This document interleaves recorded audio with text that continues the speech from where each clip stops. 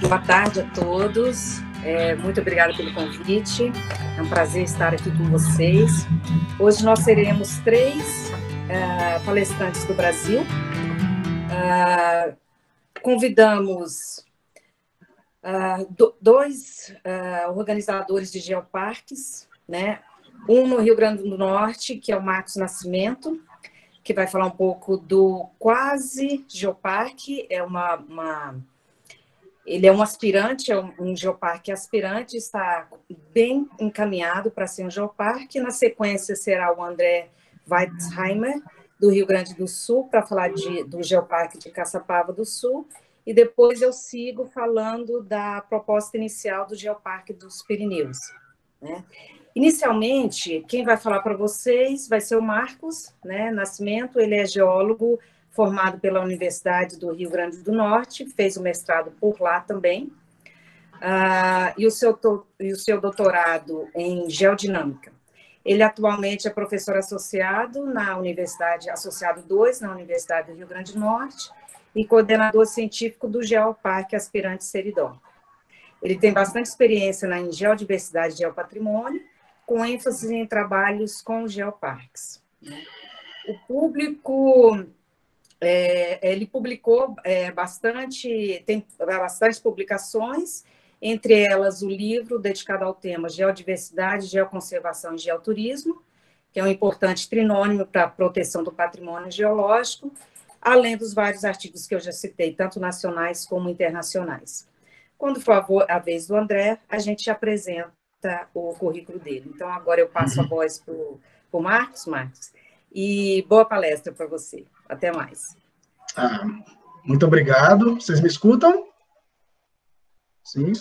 Então, eu agradeço, né? Agradeço o convite, agradeço a invitação, né? O carinho pela Anete ter me chamado para falar sobre alguns trabalhos voltados à geoeducação no projeto do Geoparque Seridó, e agradeço a todos que aqui estão presentes, e também vou falar despacio, porém em português. Os slides estão escritos em espanhol. Vou compartilhar a apresentação.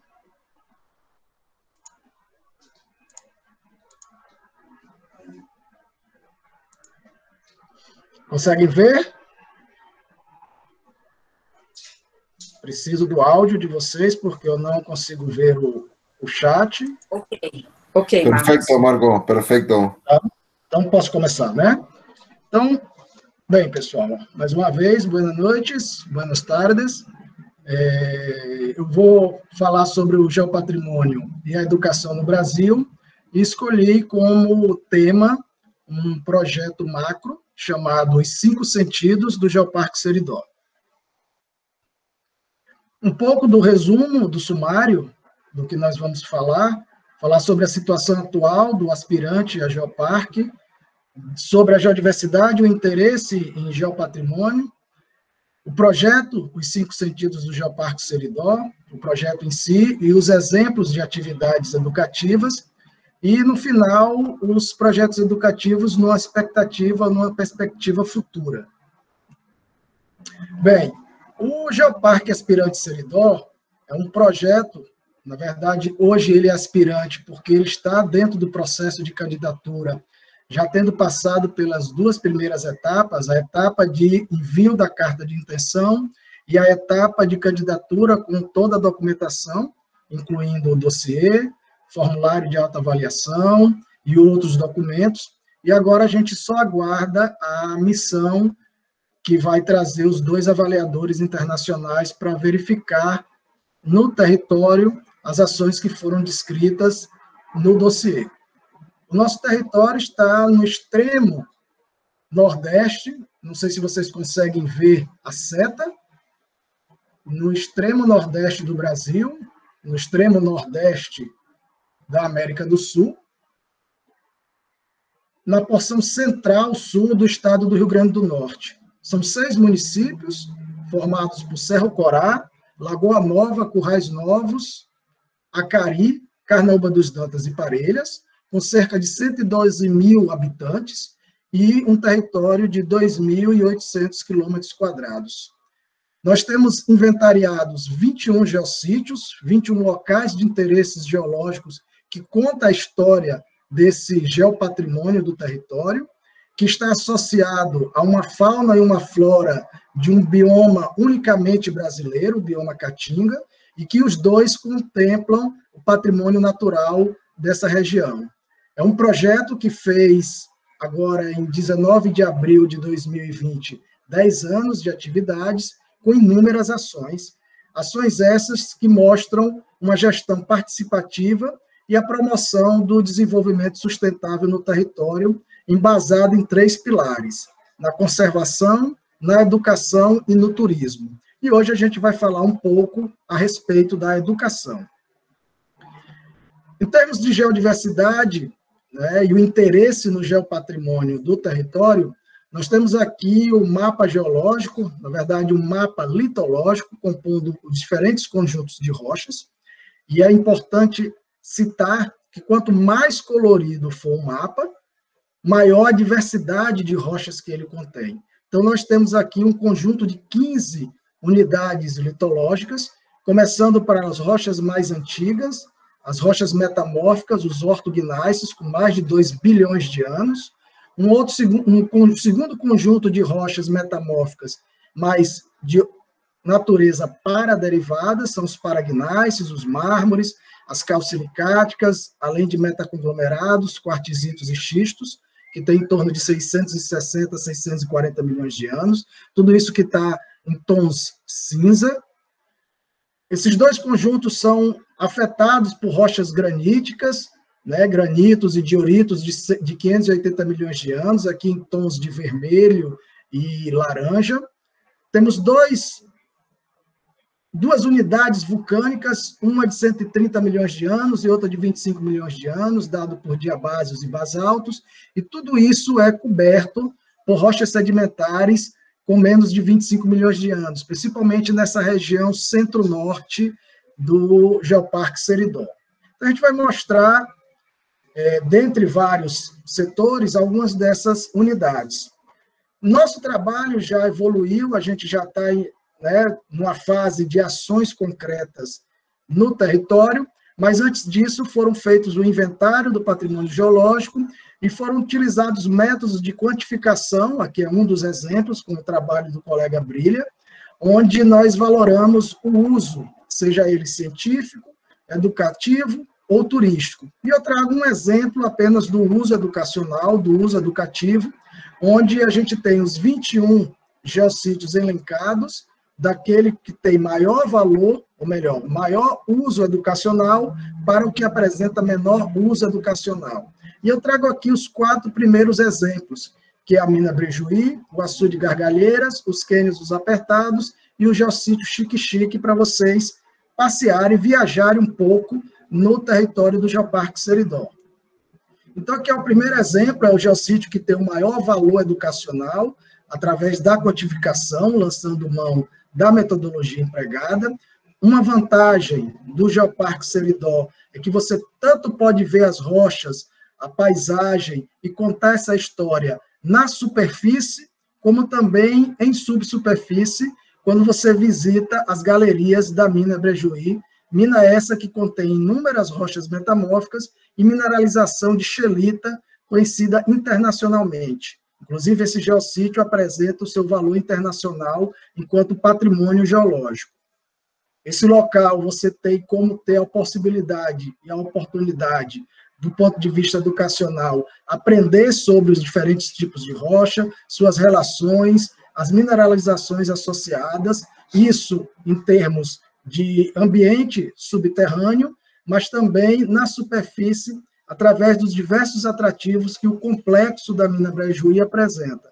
E aqui um dos exemplos é o salão do Museu de Mineralogia, e ao lado desse salão, não está aqui na imagem, nós temos também um memorial Tomás Salustino, contando a história do dono, do inspirador dessa mina, que a criou no início da década de 30, 1930. Esse é o segundo geossítio de maior valor educacional, o geossítio Açude Gargalheiras. Ele está associado a um conjunto de serras formada principalmente por rochas graníticas, onde o homem, há 60 anos atrás, barrou o limite entre duas serras e construiu uma represa, uma barragem, chamado Gargalheiras, e que nesse local nós podemos trabalhar do ponto de vista educacional os aspectos da geomorfologia, do relevo, da paisagem, em diferentes níveis de conhecimento. O terceiro geossítio, que tem essa característica forte do ponto de vista educacional, é o geossítio Quênio dos Apertados. São quênios gerados por estruturas tectônicas, por falhas, fraturas, que abrem caminho, principalmente ao longo do rio Picuí. Esse rio, em virtude de sua velocidade e força hidráulica, geram aí paredões de 30, 35 até 40 metros de altura, onde é possível identificar várias feições geológicas e geomorfológicas e ainda aproveitar em épocas de chuva para tomar banho e ter um lazer contemplativo.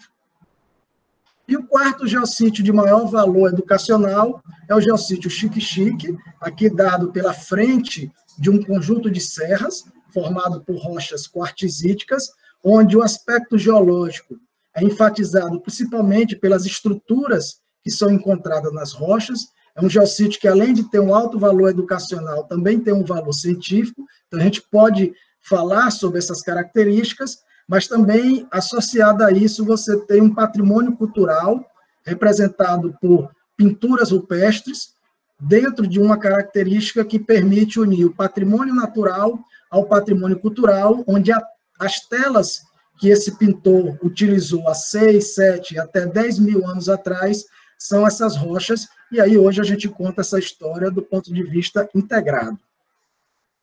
E aí a gente vem com o projeto de educação voltado para o Geoparque, um projeto que nós chamamos de projeto macro educacional, porque é o projeto que está centrado todo o valor educativo voltado para as escolas, tá? É um projeto que tem um apoio de uma associação de pais e pessoas com uma síndrome de Berardinelli, né, uma doença característica que tem aqui no Brasil, em um dos locais no Rio Grande do Norte, e essa parceria favoreceu a gente, enquanto Geoparque, conseguir suporte financeiro para submeter a projetos, a editais, como os editais do Fundo para a Infância e Adolescente, e assim ter recurso para favorecer a compra de equipamentos e, dentre outras coisas, também pagar para os alunos as entradas em alguns geossítios que são de geossítios particulares.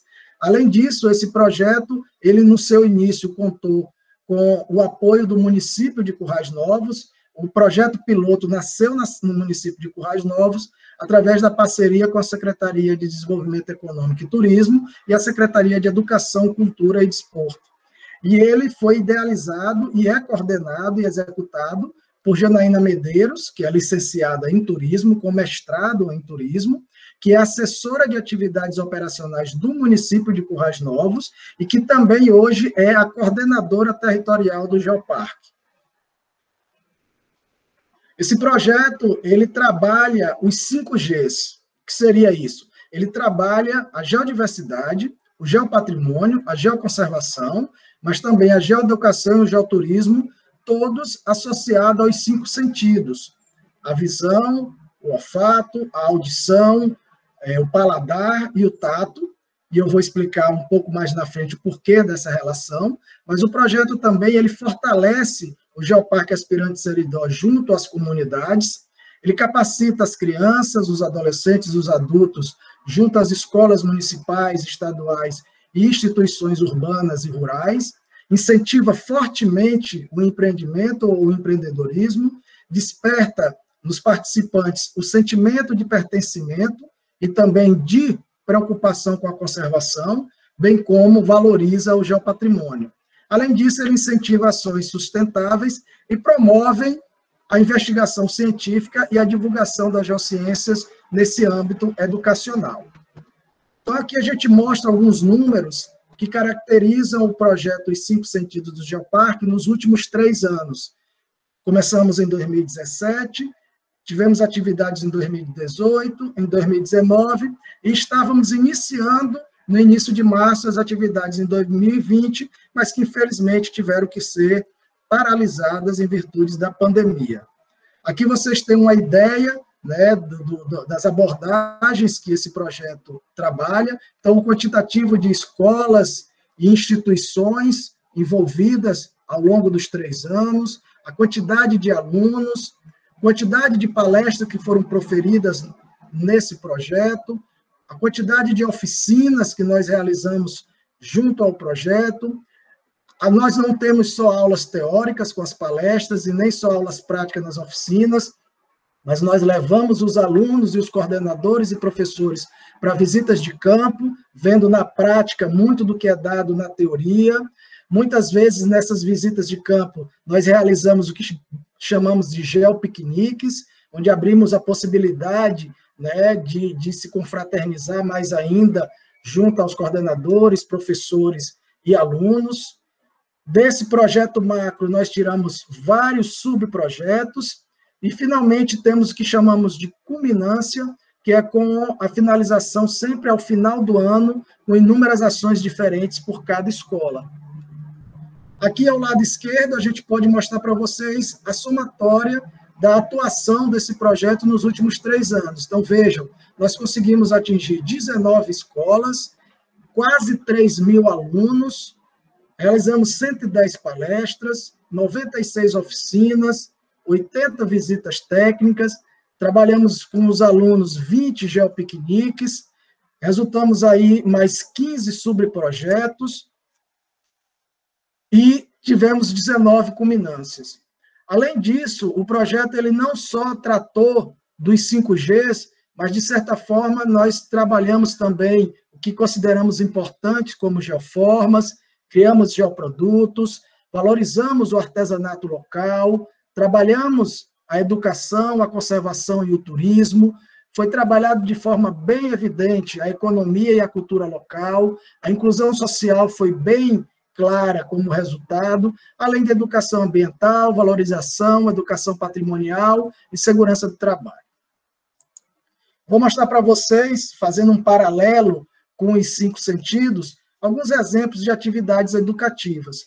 Então, indo para a audição, quando as pessoas vão escutar o que nós temos a falar, seja nas palestras, naquelas várias palestras que nós ministramos nas diferentes escolas dos diferentes municípios, seja na capacitação previamente dos coordenadores, dos educadores, dos professores desses alunos, seja também em momentos que nós trazemos para conversar com esses alunos e ter um retorno deles com relação aos resultados que eles esperam e que nós esperamos, e que muitas vezes nós queremos ter essa resposta para saber o quão de positivo, mas também negativo, o projeto está trazendo. Então, isso serve como um momento de audição, né, para que todos possam efetivamente participar.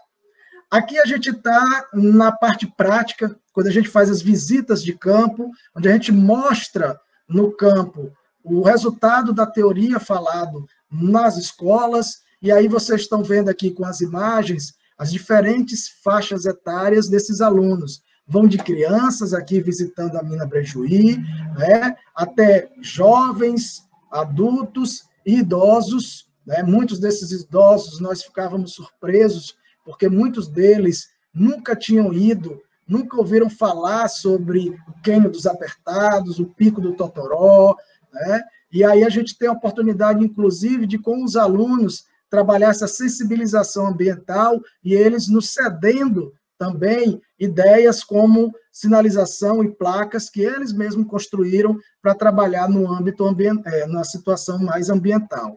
E aqui está ligado ao olfato, porque eles sentem, né, e cheiram, experimentam a brisa e a qualidade do ar nesses geossítios.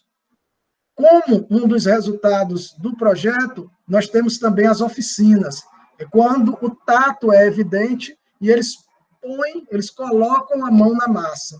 Então, aqui do lado esquerdo, nós temos várias fotos representando a oficina que essa pessoa aqui, o amigo José Evangelista, um exímio artesão, nos auxiliou na confecção de geoprodutos utilizando rochas como tela, rochas de resíduos estéreis da mineradora, das minerações, utilizando a criatividade e representando as pinturas rupestres. E aí você vê os alunos colocando na prática. E aqui do lado direito nós temos o Adriano Campelo, o José Evangelista de Carnaúba dos Dantas, um dos municípios, e o Adriano Campelo é de Acari, um outro município, onde esse aqui já está ensinando os alunos a fazerem colares, utilizando seixos e fragmentos de rochas encontrados ao longo dos rios e outras regiões de geossítios do município. Então, esse é o momento das oficinas, o momento separado dentro do sentido chamado de tato.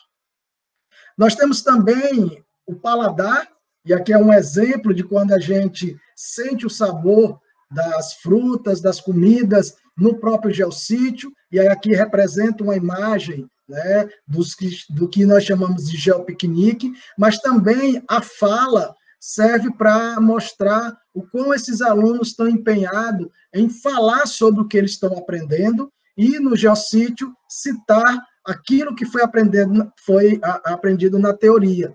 Além disso, a gente trabalha com ele algumas características sociais, ambientais, como, por exemplo, o juramento à natureza, onde eles, em 4 momentos, juram proteger o patrimônio natural. Não só o biológico, a fauna e flora, mas porque também não o geológico, com os minerais, as rochas, os fósseis, o relevo, o solo, porque ambos compõem o patrimônio natural do território do Geoparque Seridó.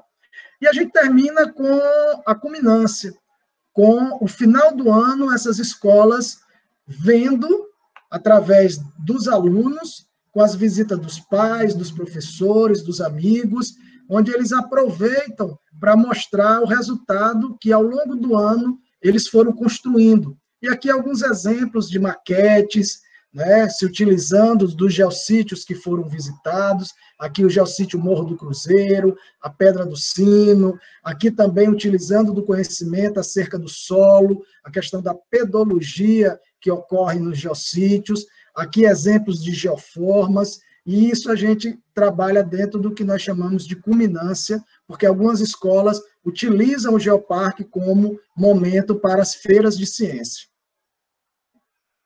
Dentre os vários subprojetos, nós gostamos de destacar o Vem Passarinhar. O Vem Passarinhar é um projeto em parceria com 2 amigos, fotógrafos, Jetson e Eugênio, um geógrafo e um outro fisioterapeuta, que nos seus dias de folga visitam a região para tirar foto de aves. E dentro desse processo de editais, nós conseguimos recursos para implantar essas placas, com mais de 160 pássaros da região do Geoparque, no geossítio Quênio dos Apertados e Pico do Totoró, e são locais que nós levamos os alunos para conhecer um pouco, não só da geodiversidade, mas da biodiversidade do local. Para finalizar, quais são as expectativas futuras dos nossos trabalhos voltados à geoeducação? Em 2020, começamos um projeto de extensão na UFRN chamado Geoeducação no Geoparque Seridó, em jogos, materiais e atividades lúdicas. E nosso primeiro objetivo foi criar os mascotes, porque a partir de agora eles vão contar a história do território. Então a gente utiliza-se das características bióticas e culturais, com os mineirinhos, a Mariazinha e o Zé, que são estudantes de um município que tem personalidades distintas. Nós utilizamos também a biodiversidade sob a forma da fauna, com uma ave típica, que é a cauã. Então, o cauã é aquele que sabe de todos os geossítios, porque ele sobrevoa todos. O mascote aí, que é o pioneiro, é o calungo, que é um batedor de perna, ele é metido a geólogo. E o mandá, o madu, que é o madu mandacaru, que é uma flora típica, que é um tipo de cactus que ocorre na região. E, além disso, a gente tem 2 fortes representantes da geodiversidade, que é o pepeto, que é um dique de pegmatito, e a juju, que é uma disjunção colunar e que é a mais jovem entre elas, que é uma rocha aí que ainda é adolescente e que apresenta 25 milhões de anos. Tá? A geoeducação no Geoparque Seridó é, na realidade, esse projeto de extensão. Alguns desses resultados, nós temos aqui, em primeira mão, a capa do livreto de atividades. São 3 livretos, esse é o primeiro, para o ensino fundamental 1, do primeiro ao 4º ano, tematizando a geodiversidade. É quando o calungo vai passear dentro do território procurando o seu óculos. E aqui do lado direito, uma das páginas de uma das atividades que ele percorre 6 geossítios para encontrar o seu óculos. Do lado esquerdo são 2 exemplos de camisa tematizadas do projeto. Nós teremos ainda 2 livretos, um para o 5º ao 9º ano do ensino fundamental, tematizando a biodiversidade, e outro para a primeira à 3ª série do ensino médio, tematizando a cultura. E, finalmente, a gente traz alguns outros produtos, aqui acima, 5 banners, né, são, na verdade, varais, com fotos sobre geodiversidade, biodiversidade, cultura, educação e turismo. Aqui embaixo é um quadro, falando sobre os 8 conceitos presentes em um geoparque, que você pode colocar em sua sala, no seu escritório, na sua universidade. Aqui são 2 exemplos de história em quadrinho, uma mais curta, contando a história dos 7 mascotes, e aqui direita uma história em quadrinho mais ampla, contando uma história do geoparque como um todo. E, finalmente, um livro que está para ser lançado agora em novembro, sobre o patrimônio, a geodiversidade e o patrimônio geológico do Geoparque Seridó. É isso, pessoal, eu agradeço, muito obrigado, graças a todos, e eu deixo aqui o meu contato para o que vocês precisarem, e o contato das redes sociais do Geoparque, e uma imagem de fundo mostrando que tudo isso é fruto daquilo que nós mais gostamos dentro de um geoparque, que é um trabalho em rede, um trabalho feito por pessoas e para pessoas. Muito obrigado.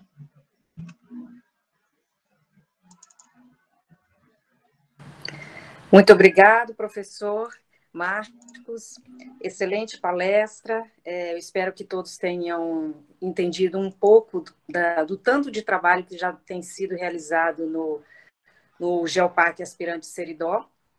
E, no final, nós deixamos para as perguntas, e agora nós vamos passar para o próximo palestrante, que é o professor André Weisheimer, da Universidade do Rio Grande do Sul.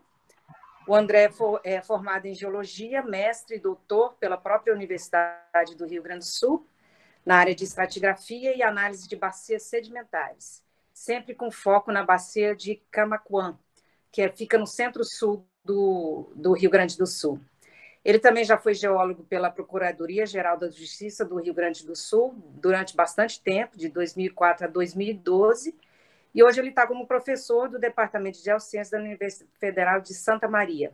Desculpe, no início eu falei que ele era do Rio Grande do Sul, é de Santa Maria, e ele integra o projeto Caçapava Geoparque, né, desde o início da estratégia, realizando inventários de geopatrimônio, iniciativas de divulgação e valorização da geodiversidade do município de Caçapava do Sul, ok?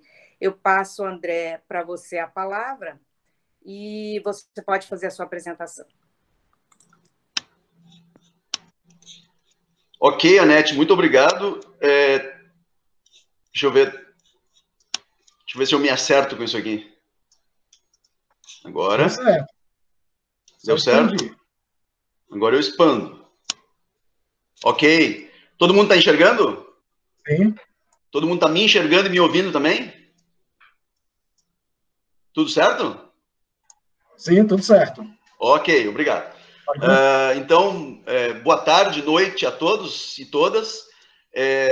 Então, eu sou o André e trabalho aqui na Universidade Federal de Santa Maria e no projeto, no Caçapava Geoparque Aspirante Unesco agora, né? A primeira observação, então, é o estágio em que está, né, o nosso projeto, que é um projeto que vem desde pelo menos 2013, não com o foco em geoparque, mas com o foco sempre em chegar com essa mensagem de popularização das geociências e integração da comunidade em torno do seu patrimônio natural desde 2013 e agora desde 2018, então, um projeto realmente de geoparque, com o apoio da Universidade Federal de Santa Maria e da Unipampa, que é a universidade que existe lá em Caçapava do Sul. O que eu vou falar? Eu vou falar principalmente do GeoDia, que é o nosso principal, o nosso carro-chefe, digamos assim, da geoeducação no território. O nosso projeto, hoje aspirante, já com a carta de intenções enviada e reconhecida lá pela Unesco, está, então, nesse estágio, né, de aspirante, então, trabalhando muito para, num tempo curto, que esperamos aí que seja no máximo 2 anos, mandar o dossiê de candidatura, né? Então, esse é o estágio atual do nosso Caçapava Geoparque aspirante Unesco. Caçapava do Sul é um município enorme, 3.000 quilômetros quadrados, com 35 mil habitantes, quase todos eles na área urbana, então, muitas áreas com baixíssima densidade populacional. O projeto segue os limites do município, né? Ele é um território cujo patrimônio geológico de nível internacional está relacionado à Bacia do Camaquã, né? Que é uma série de unidades, de espessas unidades sedimentares e vulcano-sedimentares ali entre o Neoproterozoico e o Paleozoico inferior, tá? E essa Bacia do Camaquã é o melhor, mais completo, mais espesso, mais abrangente, mais bem exposto registro da fase de transição da plataforma sul-americana, né? Dentro daquele esquema do professor Fernando Flávio Marques de Almeida, ainda, de 69, 71, tem a orogênese brasiliana, tem a Bacia do Paraná, e entre uma e outra tem a fase de transição da plataforma sul-americana, e esse é o melhor de todos os exemplos, né? Então é um patrimônio geológico de nível continental internacional. Além de tudo, tem a grande concentração de sulfetos metálicos, né? Em filões e disseminados nas rochas sedimentares, que ensejou o desenvolvimento da mina do Camaquã, né? Das minas do Camaquã, que são também patrimônio mineiro do município. Essas são os principais geossítios do território aspirante, então, o Caçapava. A Serra do Segredo, que está ali pertinho da zona urbana, vou mostrar aqui com a... Vocês estão vendo o cursor, né? Aqui a Serra do Segredo, aqui Minas do Camaquã, e aqui as Guaritas de Caçapava do Sul. Então, são pelo menos 3 geossítios de nível internacional, esses 3, com certeza, que são os nossos principais atrativos turísticos, educativos e científicos também. Esse é um perfil, um clássico perfil das Guaritas de Caçapava do Sul, e foi exatamente esse perfil, em cima dele, que foi traçada uma linha simples, né, bastante simples, e se chegou à logomarca do nosso projeto, então, Caçapava Geoparque Aspirante Unesco, que é uma iniciativa da UFSM, da Unipampa, da Prefeitura Municipal de Caçapava do Sul e de uma associação da sociedade civil chamada AGEOTUR, Associação para o Desenvolvimento do Geoturismo em Caçapava do Sul. Para falar de geoeducação, né, e especificamente do GeoDia, a gente tem aí, definindo, né, então, né, geoeducação, o que a gente entende por geoeducação, toda a atividade educativa formal, não formal e informal, né, que seja direcionada para o geopatrimônio, para a geodiversidade e para o geopatrimônio, integram esse grande guarda-chuva, a qualificação e a atualização de docentes do ensino básico, né, a criação de espaços de ciência e a criação e a oferta de eventos para a comunidade, né, e para toda a comunidade, seja crianças, adolescentes, adultos, idosos, a criação e a disponibilização de material didático específico e com exemplos locais, e a disponibilização também de ferramentas lúdicas de ensino para as crianças, sempre baseado na geodiversidade e no patrimônio geológico. O GeoDia, como evento e como carro-chefe do nosso projeto, do nosso território, ele foi inspirado nos geolodias e nas geogincanas que existem em todas as províncias da Espanha, existem desde o início da década de 2000, em todas as províncias da Espanha.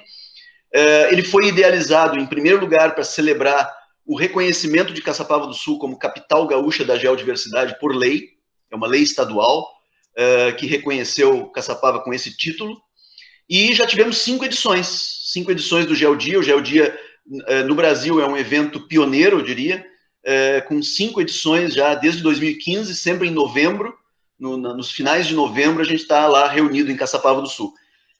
Esse ano vai ter que ser virtual, né? E a gente já está preparando um GeoDia virtual aí para novembro em Caçapava do Sul. Aí estão as logos de cada um das 5 edições do GeoDia, né? Ele ganhou, a partir de 2018, a Companhia da Preguiça Gigante, que é o registro fóssil mais importante de Caçapava.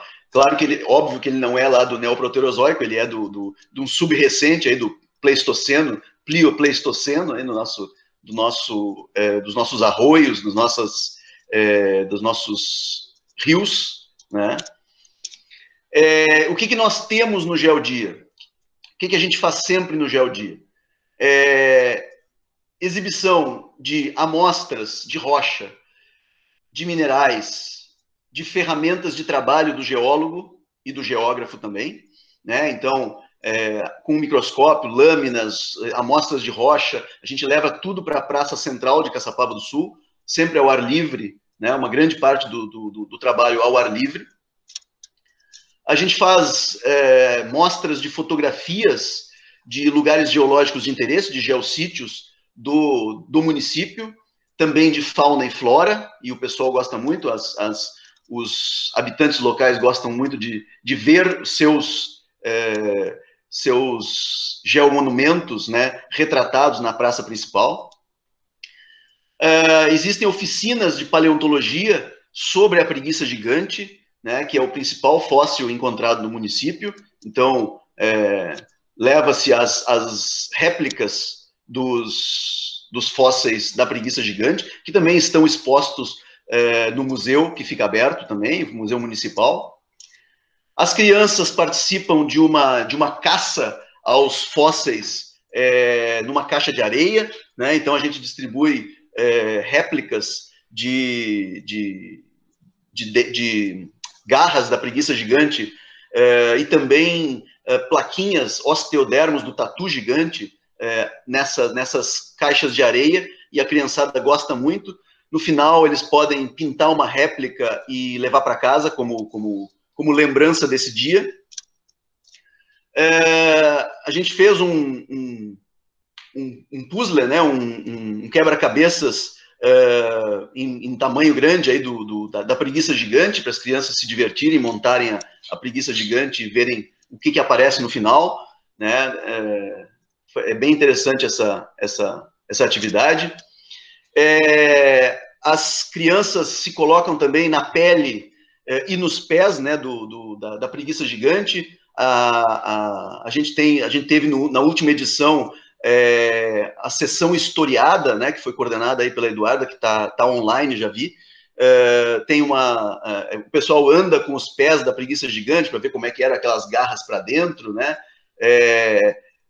Se mete na toca, que seria a toca da preguiça gigante, toca grande, né, para poder caber uma preguiça gigante. Recebem informações também sobre toda a megafauna do Pleistoceno.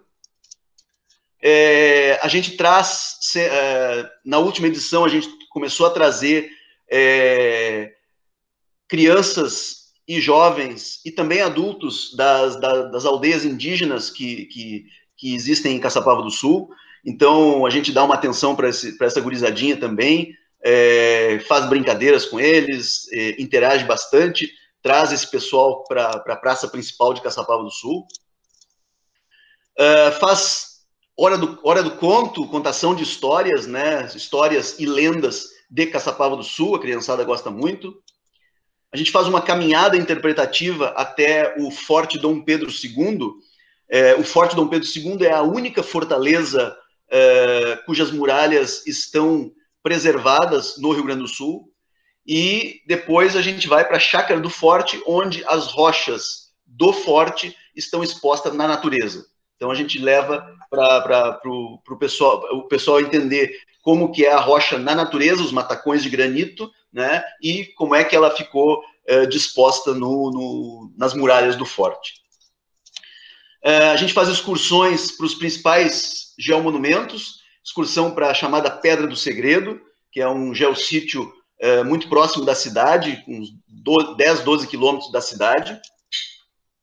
Lá na Pedra do Segredo tem escalada em rocha, né? Então é uma experiência nova e bastante marcante para as crianças de todas as idades. Eu fiz pela primeira vez lá nesse local.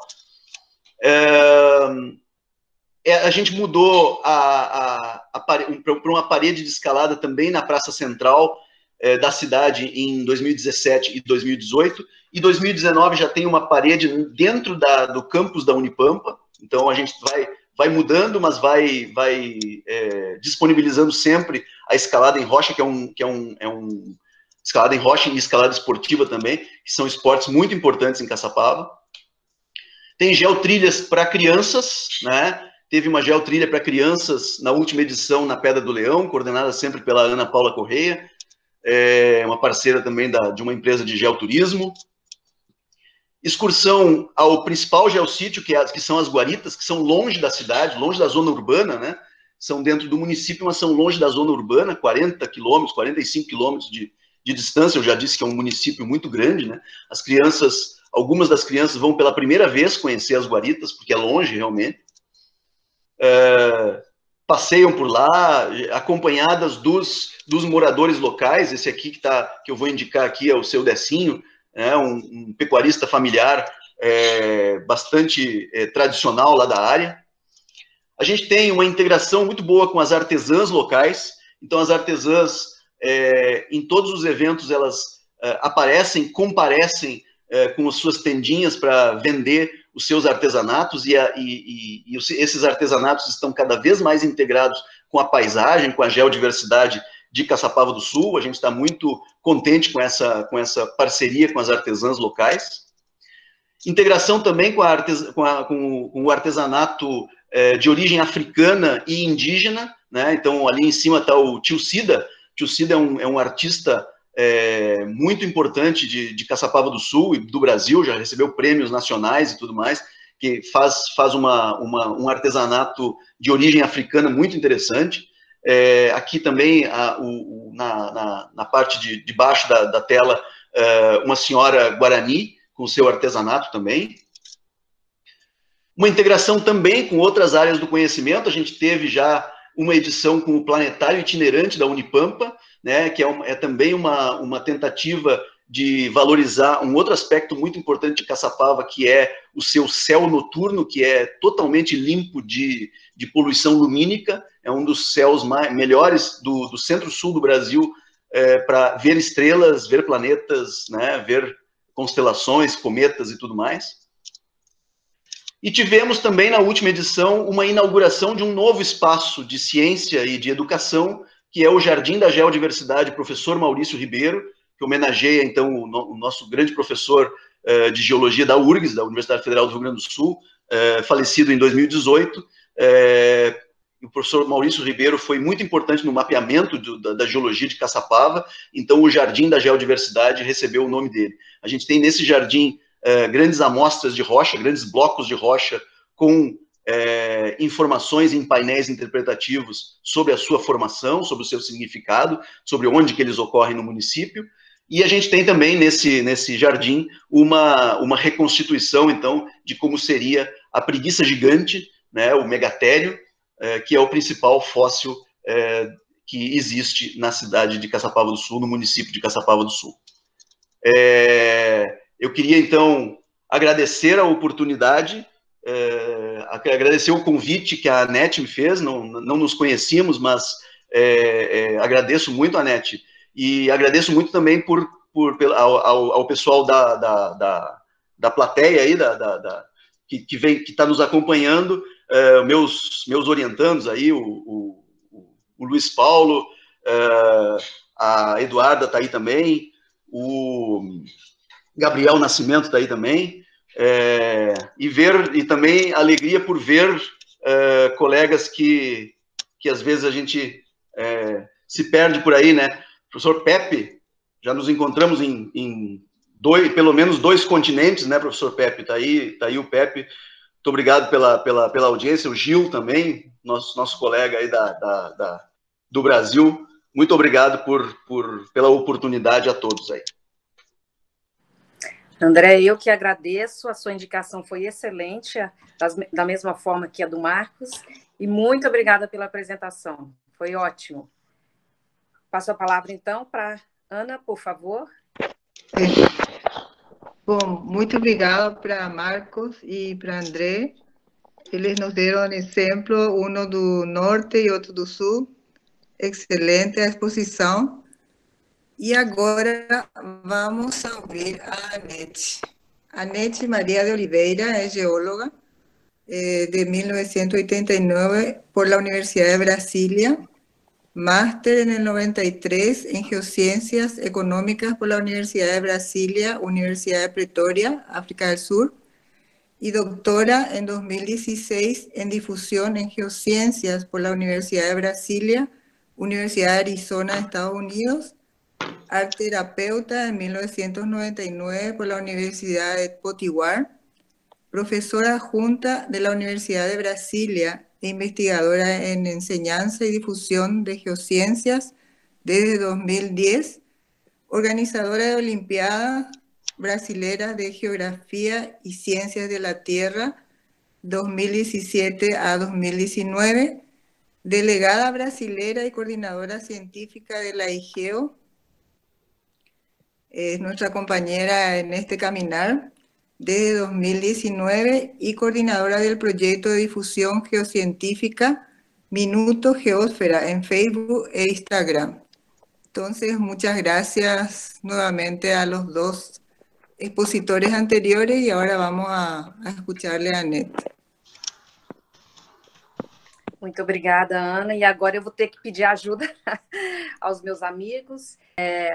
Ao contrário dos meus colegas que falaram de geoparques que já estão bastante avançados no seu levantamento como geoparque, eu vou falar um pouco das atividades educativas que a gente começou a desenvolver. Eu digo a gente, mas eu estava desenvolvendo pela Universidade de Brasília. Recentemente entrei no grupo, no comitê gestor, que está desenvolvendo o Geoparque dos Pirineus, né?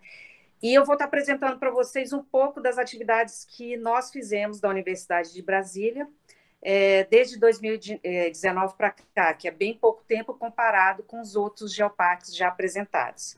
Você pode passar para mim, André? Bom, esse primeiro slide mostra a localização de uma primeira proposta de geoparque feito pelo nosso serviço geológico, que é o que está aí marcado em verde.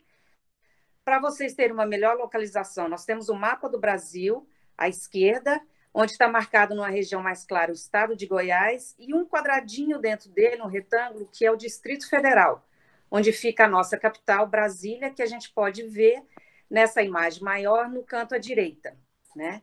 E o geoparque, a primeira proposta do geoparque da CPRM, ela era um polígono que englobava principalmente 2 cidades, de Pirinópolis e Cocalzinho, e já existia na área o Parque Estadual dos Pirineus, que está aí em verde, né? Com a chegada do comitê gestor, esse geoparque ampliou os seus limites, que a gente pode ver no próximo slide, e que foi feito inicialmente por geólogos coordenados pela geóloga Cláudia Valéria Lima, da Universidade Federal de Goiás, juntamente com várias pessoas, com outros geólogos de lá e outras pessoas da cidade, que já vem trabalhando há muito mais tempo nas atividades educativas na região, que a gente vai falar um pouquinho mais adiante. Mas agora essa figura é um pouco diferente do geoparque inicial, da área de uma proposta de geoparque. Lembrem sempre que eu estou falando de uma proposta de geoparque. E ele foi ampliado em tamanho. Aí dá para ver em verde ainda o Parque Estadual dos Pirineus. À direita nós temos o mapa do Brasil e o mapa de Goiás abaixo do mapa do Brasil. E onde está em vermelho seria a área correspondente ao que foi feito de levantamento geológico da atual proposta para o geoparque. Atualmente, além de Pirinópolis e Cocalzinho, a cidade de Corumbá também foi incluída nessa nova ideia do geoparque. Você pode passar para mim, André? Em termos geológicos, à esquerda, a gente tem um mapa simplificado do que representa a região central do Brasil. Ela está como uma faixa, que é denominada faixa Brasília, e significa que ela representa uma antiga orogênese durante o ciclo brasiliano, que aconteceu na União. Você pode clicar para mim uma vez, André? Aí, onde está representado em vermelho, que apareceu agora, seria o Distrito Federal. Lembre-se que à esquerda dele está o Geoparque dos Pirineus. E essa região toda, geologicamente, significa um encontro de continentes que aconteceu no passado. Quando seria esse passado? Durante o ciclo brasiliano, que se encerrou há 500 milhões de anos atrás. São rochas bastante antigas, são rochas essencialmente do Proterozoico.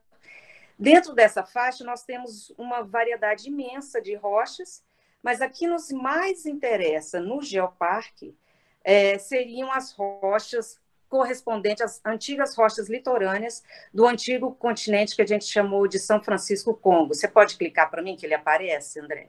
Que ficaria, então, à direita, certo? Como aconteceu essa colisão? Essa colisão foi com um outro continente maior, denominado de Amazonas. Você podia clicar, por favor? Denominado de Amazonas, que está representado mais ou menos em pontilhado azul, uma parte desse continente. Clica novamente, por favor. Indicando aí uma primeira movimentação de encontro de continentes que está mais ou menos nessa direção orientada aí, NWSE.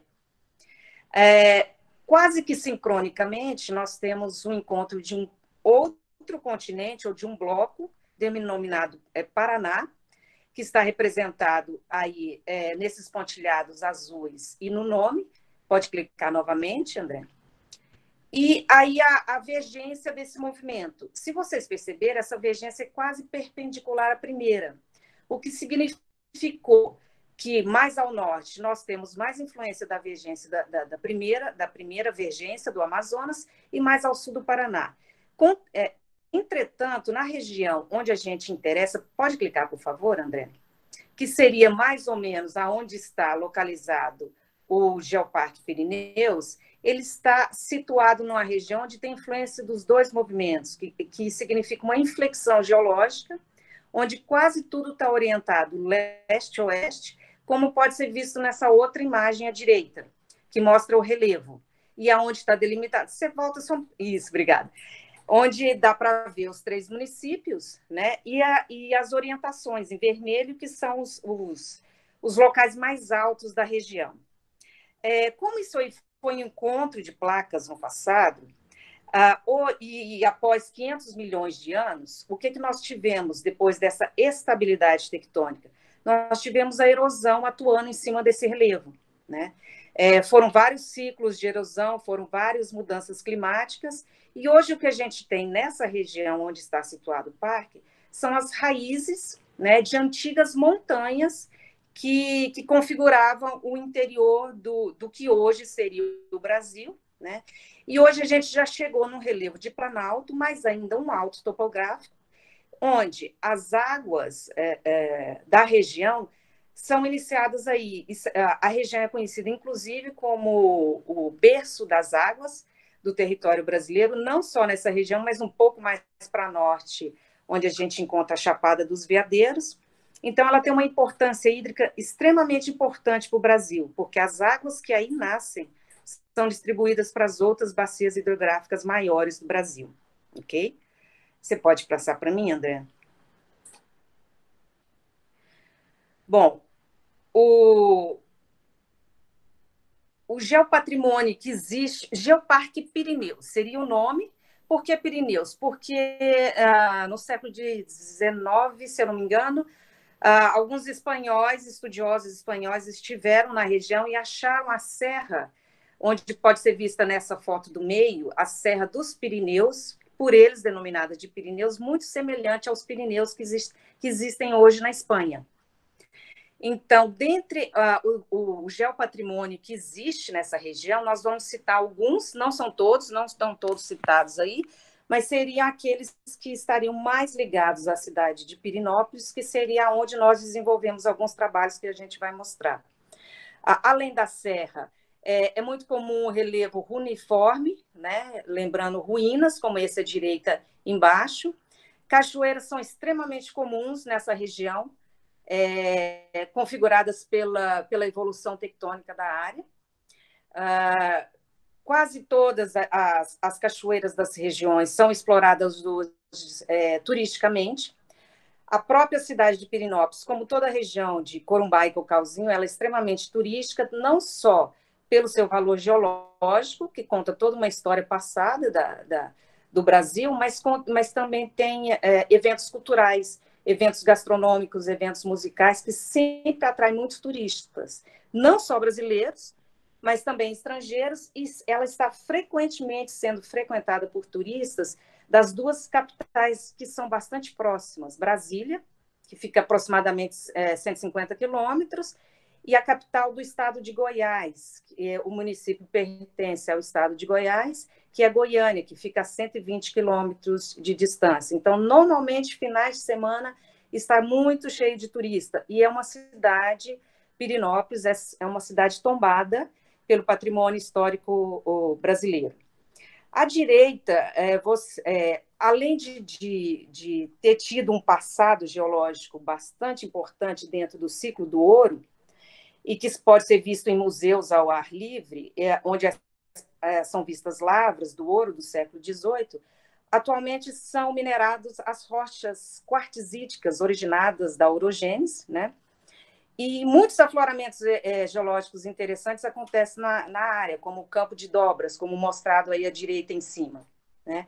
Dentre vários outros. Esses são alguns que a gente pode ver lá. Você pode passar, André? O comitê gestor deu uma desconfigurada aí no título, mas aí seria o comitê gestor do parque, que em 2019 começou a fazer mais atividades oficiais. Dentre aquelas zilhões de palestras que o Marcos Nascimento citou, uma delas foi em Pirinópolis, quando ele veio ano passado e deu um dia e meio de orientações para as pessoas que estão interessadas na execução do parque. Estão acontecendo também atividades de treinamento para guias turísticos, né? Os instrutores, no caso aí o exemplo é do graduando em Geologia Nicodemos Pirineus, que ele é da região, principalmente em uma das cachoeiras particulares que existem por lá, que é a Vargem Grande, sendo que a Vargem Grande, ela e outras também, a Cachoeira do Abade, já se viu muito para cenários de filmes, de séries, de novelas da Globo, e para outras situações também, né? Não só da Globo, né? E eles estão trabalhando desde então, junto com a COEP, que é uma associação, uma ONG que existe, que trabalha intensamente com a educação ambiental com as crianças, sendo que a COEP é sediada na cidade, e ela também está participando do Geoparque, ajudando já com atividades praticamente prontas para que tenha continuidade dentro do Geoparque, né? Próximo. Bom, as atividades geoturísticas educativas da UNB, das quais eu coordenei, aconteceram em duas áreas particulares. uma na Cachoeira do Abade e outra no Parque do Coqueiro. São duas áreas geoturísticas abertas ao público, privadas, né, com cobrança de ingresso, e que tem trilhas que a gente vai mostrar como que são e o que foi sugerido como proposta para os proprietários, como não necessariamente uma geotrilha, mas também incluindo geotrilhas para que os turistas tivessem a oportunidade de aprender um pouco mais de geologia. Você pode passar, André? Bom, nós tivemos alguns 2 alunos em trabalho final, participando comigo, um em cada cachoeira, e nós tivemos algumas metas a serem cumpridas, né? Nós tivemos uma preocupação muito grande que o ser humano, que a gente contasse a história da região de uma forma que o ser humano se visse inserido nessa história, que ele fizesse parte dela, como é o normal, e isso para nós geólogos é muito comum ter essa percepção. Nós também queríamos que ficasse mais próximo o entendimento dos processos geológicos e do tempo geológico. O tempo geológico é uma das coisas mais difíceis, né, para as pessoas leigas, então a gente teve essa preocupação, principalmente porque a área é muito antiga. Uma percepção também da interação entre processos bióticos e abióticos, que eles não são dissociados desde que a vida surgiu no planeta. É perceptível também nas nossas informações os processos erosivos, né? E a percepção da influência humana, quer seja na construção das trilhas, da infraestrutura dos locais, né? Como também umas influências negativas que a gente pode mostrar. Qual método que a gente utilizou para fazer isso? Primeiramente, eu sou de Brasília, meus alunos de Brasília, então a gente queria saber que tipo de público que estava indo nas cachoeiras, né? Os proprietários nos informaram, e uma vez que as cachoeiras começaram a ser privadas em Pirenópolis, começou a haver uma seleção de público, aqueles que eram pagantes, que conseguiam pagar. Além disso, nós ficamos alguns dias nas cachoeiras percebendo o público. E a gente percebeu que famílias, casais e grupos de amigos são muito frequentes nessas cachoeiras. Normalmente, eles têm um nível médio até superior, né, de escolaridade. Nós fizemos várias perguntas ao longo desses dias foi uma pesquisa informal nesse momento, e eles diziam que tinham muito interesse em saber dos processos geológicos que formaram aquelas cachoeiras, né? Isso foi decisivo para a gente, né? Nós nos preocupamos em colocar essas informações de maneira contextualizada, que eles fizessem sentido para eles, que não fosse extremamente geológico, né? E fizemos uma questão que fossem expostas. Por quê? Porque a gente não está treinando alunos e a gente não estava, naquele momento, recebendo escolas. Não a nossa parte, mas uma das cachoeiras, sim. Pode passar? Bom, ficou a logomarca do Parque do Coqueiro ficou em cima do nome, mas aqui eu estou mostrando para vocês uma das áreas que foi o Parque do Coqueiro. Vocês podem ver à esquerda que ela leva escolas, né? Por quê? Porque ela tem um acesso fácil, né, para ônibus escolares chegarem, então é tranquilo para fazer esse tipo de atividade. Então, nós estamos pensando, após ouvir principalmente o André e o Marcos, que já deram várias ideias, já estão bem na frente, ideia de como que a gente pode trabalhar com essas escolas na área das cachoeiras, né? A área das cachoeiras, ela tem uma infraestrutura muito boa, quase todas elas, não é diferente no Parque do Coqueiro, eles investem muito em infraestrutura, é feito de maneira segura, com bombeiros, com policiais, às vezes políticos chegam, professores juntos, né? E a Parque do Coqueiro tem uma particularidade que ela permite a chegada de cadeirantes, né? Hoje em dia, com a educação inclusiva obrigatória, isso está sendo muito importante a ser visto. No próximo slide, eu mostro a área de recepção e restaurante do Parque do Coqueiro. Quando nós oferecemos a proposta, a ideia era, se vocês virem nessa primeira imagem à esquerda, em cima, ela tem uma parede desocupada, né? À direita tem um rapaz de verde e amarelo que estaria mais ou menos indicando essa parede por outro ângulo. À esquerda, embaixo, toda uma parede bem maior, né? E então, esse foi nos cedido o espaço para a gente colocar informações antes do pessoal ir para as trilhas, antes do pessoal ir para as cachoeiras. Aí vocês estão vendo atividades educativas que aconteceram em 2019, o Dia do Meio Ambiente, o Dia da Árvore, o Dia da Água.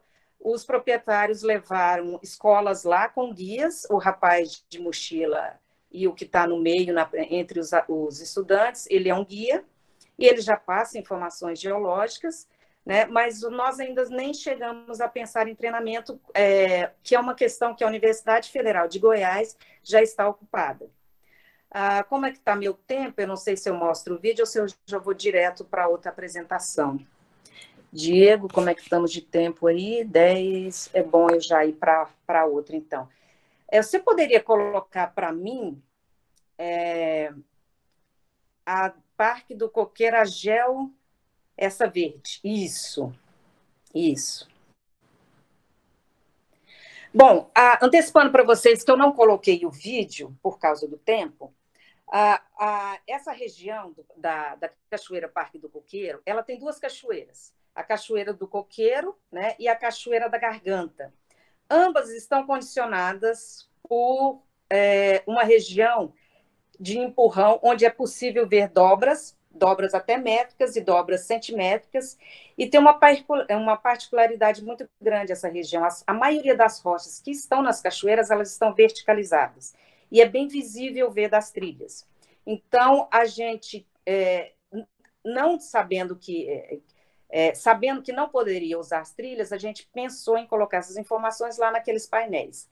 Então, a gente começou com um linguajar que pudesse atingir as pessoas, como foram esculpidas as cachoeiras do Parque do Coqueiro em Pirenópolis. Você pode passar para mim, André? A ideia principal, agora você vai ter que passar lateralmente, tá?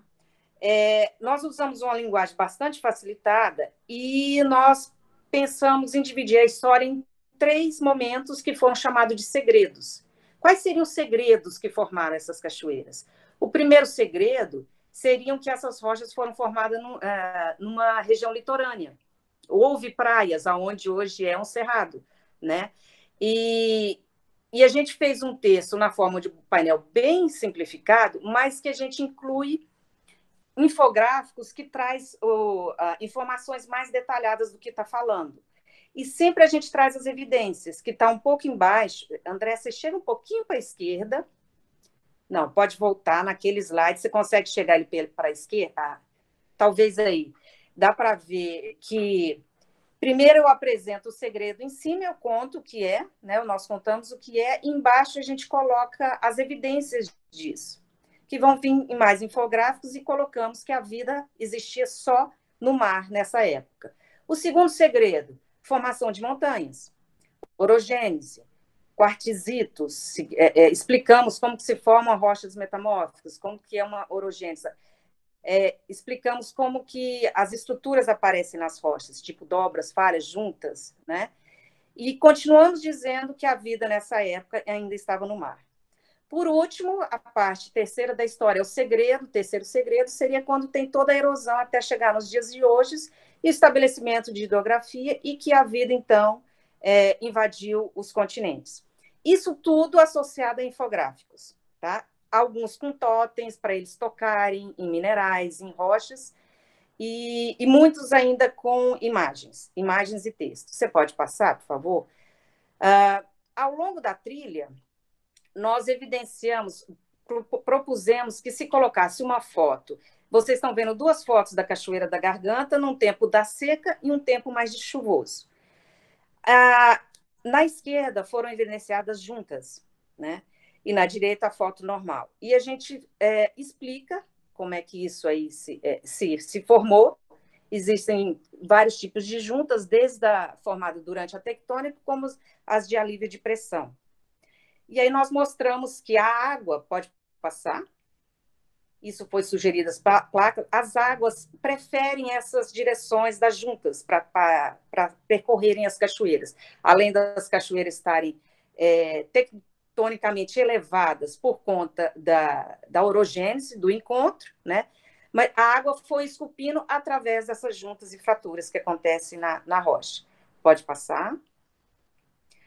A gente evidencia, de novo, mostrando a mesma rocha ainda na Cachoeira da Garganta, que as rochas estão verticalizadas. Ninguém coloca uma rocha verticalizada se não for a tectônica, né? Nós explicamos isso com um linguajar específico. Pode passar. Existe um prêmio para a gente, geólogo, nessa região, que é uma dobra gigantesca que a gente vê num paredão. Esse paredão deve ter uns 15 metros de altura. Esse é um flanco apenas da dobra, né? Onde as cachoeiras acabam obedecendo essa orientação. Então, a gente explica. Se não conseguirmos colocar na trilha, será colocado junto com o painel lá em cima. E quem sabe a gente não possa fazer uma brincadeira das crianças descobrirem, ou dos casais, descobrir onde estão esses segredos, onde estão as evidências desses segredos ao longo da trilha. Próxima. Temos aquela dobra gigantesca e temos dobras centimétricas. Essa aí deve ter, uma dobra dessa deve ter 50 centímetros. E ela está na trilha, facinho para qualquer um ver. Né? É um presente dado essa dobra. Pode seguir. Ainda a Cachoeira da Garganta, dá para ver ainda que está verticalizado, é só para mostrar isso. Próximo. E aqui, saindo das cachoeiras, andando um pouquinho mais no rio, nós encontramos as rochas muito mais horizontalizadas, uns milonitos, e onde a gente vê várias feições de deformação por cisalhamento, onde são evidenciadas, né? E na próxima, por favor. E começamos a ver também feições já erosivas, né? Erosão da água, formando marmitas. Tem uma região ali, um lajeado ali perfeito, cheio de marmitas de vários tamanhos, inclusive com seixos dentro, mostrando como que é fácil explicar como que isso aí se forma. Próxima. Outros processos erosivos mais recentes, como que o rio esculpe o seu caminho, né? Além de passar pelas juntas, ele escolhe o lado côncavo, ele vai esculpindo, enquanto ele deposita no seu lado convexo. Isso é muito claro lá e em outras cachoeiras também.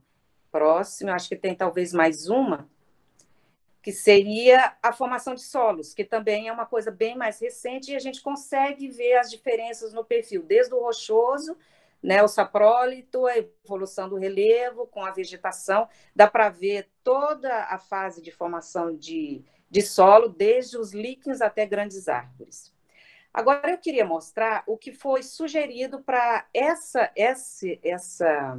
Pode ser a outra apresentação, a do Abade. Essa do coqueiro, por conta da pandemia, também está parada, mas a gente está discutindo de como a gente vai fazer. A outra seria a reserva do Abade. É uma área com um pouco maior, pode passar, por favor. Ela tem uma trilha circular, que dá para ver nessa foto maior à esquerda, né? Da mesma forma que a outra cachoeira, ela tem toda uma infraestrutura na trilha, né? Fácil passar pessoas, mas ela não tem um acesso tão fácil quanto a primeira. Então, o foco foi muito mais no turista que pode chegar aí e menos nas escolas. Eles já têm uma sinalização, como é mostrado nessa placa, em estilo coração estilizado, onde eles já têm isso na trilha, pode passar. Essa sinalização também é para indicação das diferentes atrativos patrimoniais que ele tem, geopatrimônio que eles têm. Eles têm, se eu não me engano, 4 cachoeiras, áreas de poços, tem vários mirantes para poder observar o relevo, e uma trilha circular onde a gente pensou em talvez colocar o painel na área de entrada, mas a gente buscou colocar ao longo da trilha toda essa história de uma forma que, independente se o turista segue para um lado ou para o outro, no final ele consegue captar toda a história, né? À direita, vocês veem uma placa onde já existe também na área, mas é só para questões biológicas, né, do cerrado e dos animais, e serão incluídas agora as geológicas. Próxima. Nós tentamos fazer também uma linguagem facilitada para o turista, né? Foi uma placa de bem-vindo ao túnel do tempo geológico, que que te transportará do Cerrado do Planalto Central Goiano às antigas praias tropicais dos antigos continentes, né? No próximo slide, vocês vão ver que essas placas já começaram a ser feitas. Nós sugerimos mais de 20 placas, não só placas, mas totens, também manipulação de rochas e minerais. Nessa fase, foram escolhidas as placas para compor junto com as outras biológicas. Então, esse é um exemplo de placa, que é exatamente como a gente havia sugerido, né? Próxima. E aqui eu vou mostrar alguns exemplos de linguagem, e às vezes tem as placas, né? De linguagem, a gente fez questão de colocar os números com todos os seus zeros pertinentes, né? Para que as pessoas pudessem fazer uma comparação. A gente explica as rochas, como é que elas foram formadas, antes arenitos, hoje quartzitos. Próxima. Uma daquelas questões que eu falei, falando do patrimônio geológico, a gente fez uma comparação aí, né? Esses rabiscos de hoje são bem recentes, mas eles estão sendo feitos em cima de uma rocha 3 milhões de vezes mais antiga que o próprio descobrimento do Brasil, para eles terem ideia do que é uma rocha de 1,5 bilhões de anos, né? E isso não é muito favorável para um local geoturístico. Em alguns mirantes, em todos os mirantes, a gente colocou placa explicando um pouco do relevo, que os quartzitos sustentando as escarpas, né, onde tinha falhas, a gente mostrou, pode passar. Essa, inclusive, é uma das placas que eu fotografei. Eu não fotografei todas para mostrar aqui, mas vão ser associadas lá no mirante. Próximo. Explica um pouco da erosão hidráulica, né, e a formação dessas formas, dessas taças, como que acontece, né, ao longo do tempo. Essa está lá na Cachoeira do Abate, que é a principal cachoeira deles, né, e na base dela a gente vê essas taças, né, e são formas que chamam muita atenção.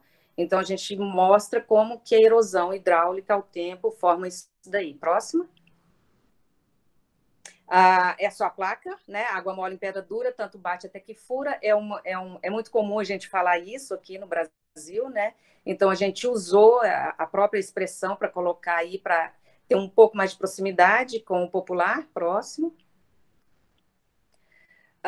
Tem uma das cachoeiras, a Cachoeira do Quênia, onde a gente vê degraus muito associados às falhas normais, que são, nesse caso que eu não falei lá no início, associados à abertura do Atlântico, que tem influência aí, e tem influência de diques de diabásio também, mas nessa região, dentro da região mesmo, das trilhas, não é possível ver. Mas a gente mostra que isso aí está associado ao Mesozoico. Próxima. Em outros lugares, a gente está mostrando a erosão, né? O intemperismo físico, químico, biológico, onde a gente vê as árvores nascendo entre as rochas, né? A gente explica, é um local de um microclima muito mais úmido, essa cachoeira, Cachoeira do Landim, e aí a gente mostra uma opção, em cada ponto a gente mostrou opções totalmente diferentes uma da outra, conseguimos fazer isso. Próximo. Bom, eu não coloquei o último slide colocando meu e-mail, né, como os demais fizeram. Eu vou colocar aqui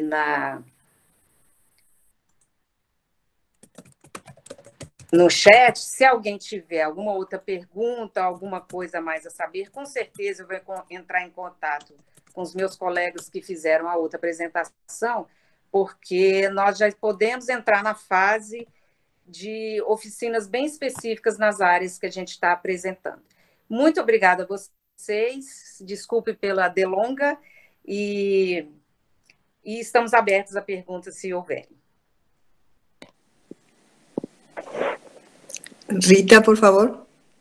Sí, buenas tardes. Por acá llegaron unas consultas para los expositores. Para la primera presentación le hicieron la consulta de cómo está siendo subsidiado el proyecto. Para el segundo expositor le consultaron qué desafíos y estrategias tiene el proyecto de Geoparque en este periodo de pandemia, y también que les gustaría que pueda dar algunos consejos sobre a los países que queremos promover un proyecto más interactivo entre las entidades locales, a fin de promover los proyectos de geoparque y su uso en la educación a nivel nacional. Y para la última presentación, consultan si existe una guía sobre toda esta información que se presentó.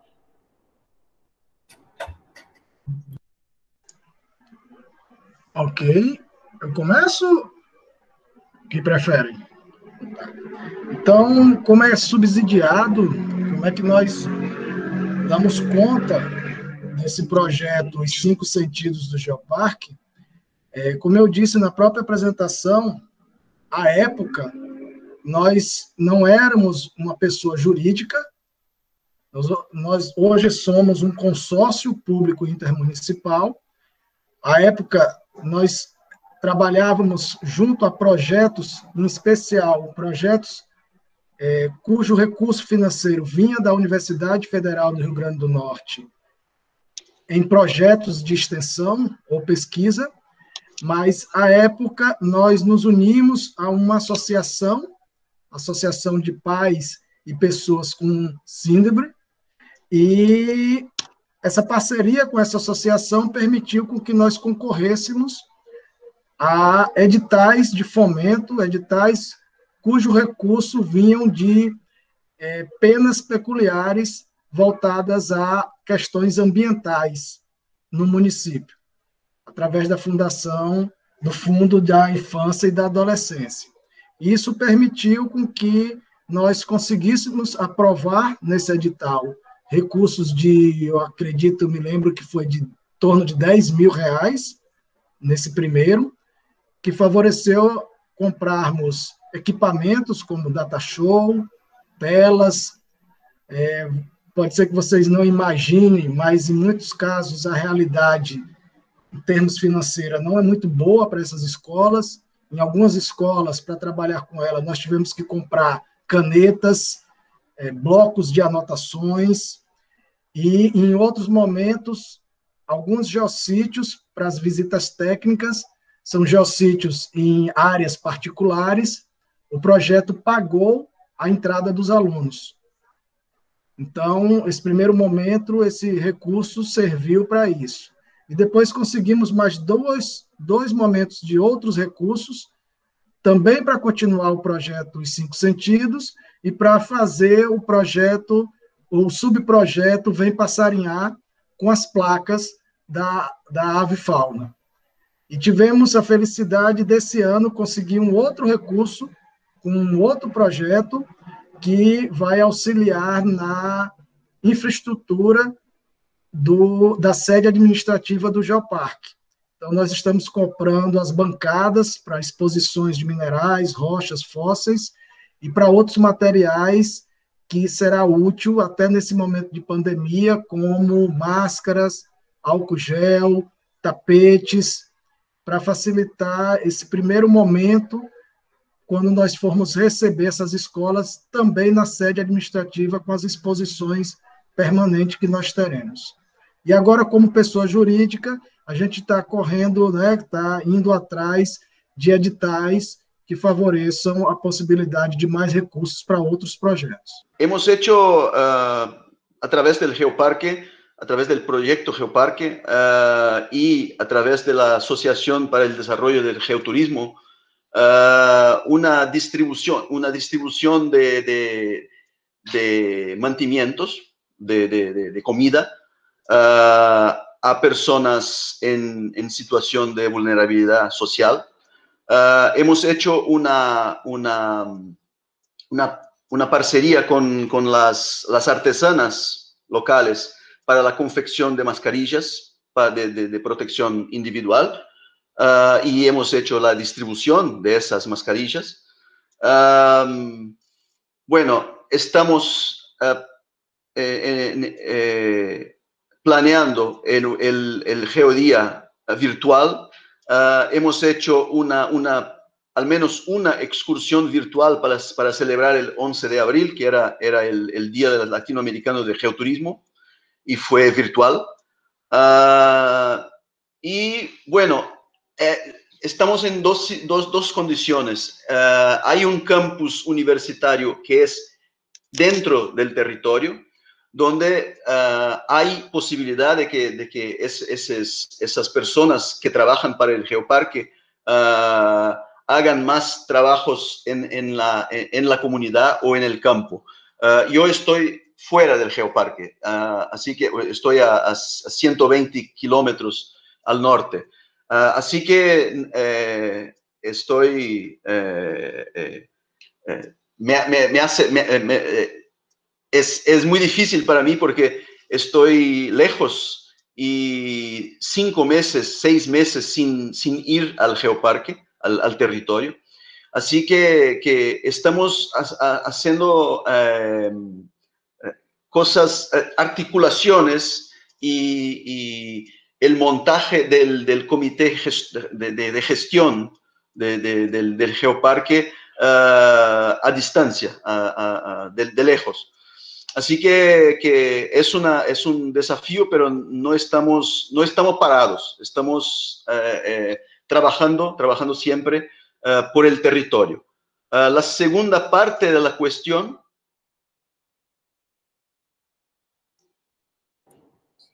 Sí, quería saber si podía dar algunos consejos a los países que queremos promover un trabajo más interactivo entre las entidades locales a fin de promover los proyectos de geoparque y su uso en la educación. Consejos. Estar muy cerca de las secretarías municipales, de las consejerías municipales locales de educación, estar muy cerca de los directores de las escuelas, hacer ese trabajo de articulación con esas autoridades escolares y educacionales. No fuimos siempre bien sucedidos con esas cuestiones, así que consejos no lo puedo dar porque también estamos desarrollando y aprendiendo siempre. Pero estar próximo y estar cerca y estar muy conectado, muy insistiendo mucho para que las autoridades educativas, se hagan presentes en esos eventos, que se comuniquen realmente con los maestros y con los chicos también. Más o menos eso. Muchas gracias. Por nada. Annette, te repito la consulta. Olá, Rita, graças. Perguntaram se já havia guia, não é isso? Dessas apresentações. Sí, hay guía. Não vou tentar falar em espanhol, ok? Quizás em la próxima, depois de provar muito tempo. Esse trabalho ainda está em andamento. Ainda não foi aberto ao público. O trabalho na Cachoeira do Abade está um pouquinho mais adiantado, mas a pandemia atrapalhou todos os trabalhos nas cachoeiras, né? A Pirinópolis ficou fechada. Mesmo com o Abade um pouco mais avançado, nós ainda estamos trabalhando com correções, né? Então, e a gente ainda não tem um respaldo do público, porque ainda não foram colocadas, né? Da mesma forma, no coqueiro, nós ainda estamos trabalhando nos painéis, mas a ideia quando nós fizemos um acordo com os proprietários, que uma vez implantada a nossa ideia, e todo corrigido, tudo certinho, a gente poderia publicar, né? Essa publicação vai sair também como trabalhos científicos, principalmente na transposição de linguagem, que é a minha área de pesquisa. Eu passei muito rápido, não mostrei tanto, mas vai sair, e muito provavelmente vamos ter guias para poder andar na trilha com essas informações, souvenirs foram sugeridos, Foram sugeridas muitas outras coisas que a gente não apresentou aqui, até por questão de tempo, né? Mas mais mostrando que a ideia é possível. Então, assim que a gente já tiver alguma coisa que seja pública, quem fez a pergunta pode deixar o e-mail aqui, o contato, que eu passo a informação, não tem problema algum. Ok? Mais alguma pergunta? Muchas gracias. Por nada, Rita. Llegó una última consulta para el profesor Marcos. Voy a intentar leerla porque no la había traducido. ¿Cómo está la cuestión de una falta de una comisión nacional para encaminar y acompañar los proyectos de geoparques junto a la UNESCO? Me disculpan si está mal traducida, pero no lo No. Entendo. Graças, Rita. Eu acabei de responder no chat, mas Brasil tem uma comissão, a Divisão das Nações Unidas 3, que está no Ministério das Relações Exteriores, é a Comissão Nacional para a Unesco em Brasil. E assim, todo o trâmite junto a geoparques e outros temas ligados à Unesco, tienes que passar pela Divisão das Nações Unidas 3, que agora é responsável o Dr. Ricardo Rizzo. Ele e a equipe tienes que abraçar todos os temas que a Unesco trabalha em Brasil, incluindo os geoparques.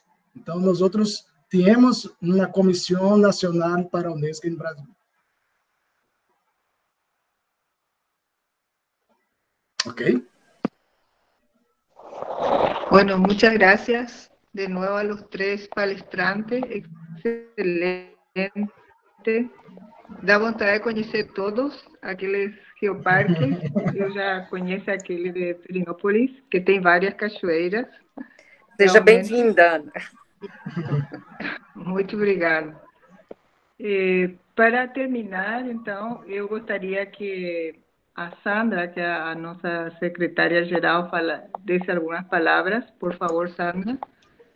De despedida y nuevamente muchísimas gracias a todos. Sí, ¿qué tal? ¿Cómo están? Qué gusto. Muchas gracias a Ana, André y Marcos por las excelentes presentaciones donde comparten el maravilloso patrimonio geológico y geomorfológico de Brasil.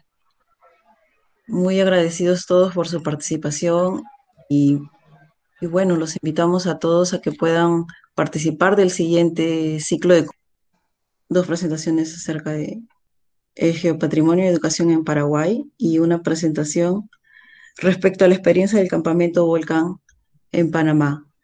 Entonces, todos invitados para las siguientes conferencias y a los que aún no son miembros de la IGEO, los invitamos a que se puedan unir. Una institución sin fines de lucro que solo busca implementar mejoras en la educación en geociencias en América Latina y el Caribe. Todos y hasta pronto. Muchas gracias, Sandra. Muchas gracias a todos por estar hasta este momento y nuevamente a los expositores y a los miembros de la IGEO que siempre están. Hasta la próxima. Muchas gracias. Abraços. Até la próxima. Muchas gracias. Gracias. Muito obrigado. Gracias. Saludos. Gracias, Alberto. Gracias, Pepe. Adiós, Hasta gracias luego. a ustedes. Adiós. Gracias, Pepe. Gracias, Pepe. Gracias, amigo Diego. Saludos, saludos, Marco. Suerte. Fuerza, gremio. Força, Estamos Grêmio. juntos. Abraço, André. Forte abraço, meu irmão. Abraço, Marcos. Tudo de bom.